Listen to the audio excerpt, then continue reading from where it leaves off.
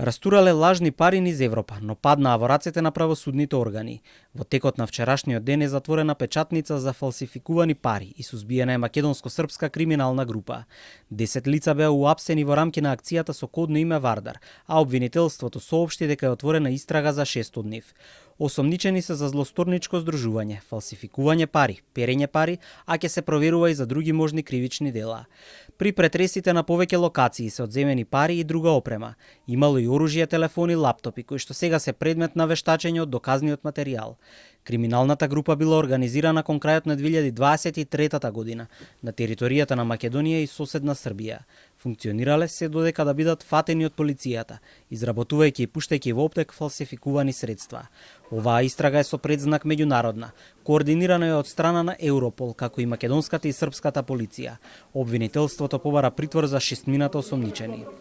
Беа пронајдени и одземени некаде околу милион евра, лажни пари, но и вистински пари, како и опрема и предмети кои што служат за фалсификување на пари. Опрема, машини, делови од опреми, односно делови од машини, најразличен вид на материјали кои што служат за изработување на холограмите на лажните банкноти, но и одреден вид на хартија и химикалии кои што служат за изработка на фалсификуваните банкноти. Една од главните точки на групата бил стан на подрачјето на Скопје, каде биле направени специјални машини со гравирани плочи, кои имитирале сигурносни знаци на пари, а се изработувале во различни апоени. Потоа парите се пуштале во платниот промет на Македонија и Србија. Дел завршувал во регионот како на пример во Словенија, Хрватска, Косово, Романија.